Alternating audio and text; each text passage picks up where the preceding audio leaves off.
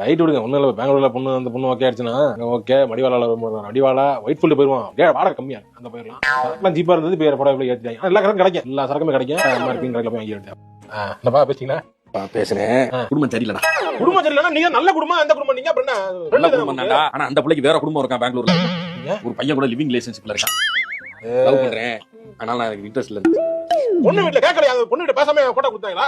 எந்த பொண்ணு கிட்ட கேட்டு போட்டோ கொடுக்குறாங்க? நீ பார்த்தது இன்ஸ்டாகிராம்ல போட்டது எல்லாரும் பாக்கட்டும் போட்டுருக்கு. நீ எடுத்து பாத்துட்டு அந்த பிள்ளை ஜட்ஜ் பண்ண என்ன அர்த்தம்? இவருதான் காமிச்சாரு. இவர் என்ன வெறிய கலப்ப கூடாது. இவன் முதல்ல தலையில என்ன வைக்க சொல்லி பாரு. தாடியை பாரு. டீ-ஷர்ட் போட்டுக்கிட்டு முக்கா ட்ரவுசர் போட்டுக்கிட்டு எங்க போனாலும் அதோட தெரியும். அப்புறம் எப்படி உனக்கு பொண்ணு கிடைக்கும்?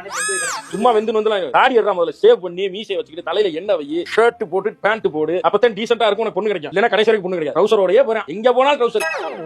இவர் காலத்துல இருந்ததெல்லாம் உன்னை பண்ணா எப்படி பண்ண முடியும்? ஏற்கனவே அங்கிள் சொன்னாதான் டீ-ஷர்ட் போட்டு சுத்திட்டு இருக்கேன். இல்ல ப்ரோ சட்டை போட்டு ட்ரிம் பண்ணா அப்புறம் முடிவு பண்ணிடுவாங்க. நீ அப்படியே அப்பா உர்றா, நீ எதுவும் எங்களுக்கு தெரியாம லிவிங்ல எது லவ் பண்ணிருக்கியா? இவன் லிவிங்கே என்கிட்ட தான் காசு வாங்கிக்கிறீங்க. இவன் எங்க இருந்து லிவ் இன்னுல இருக்குது. நீ வாடி கறி வாங்கிட்டு வந்திருக்க, அந்த எலும்பு எடுத்து போட்டு சூப் வச்சு தான். கஷ்டப்படுத்திட்டா இருக்காங்க மம்மி.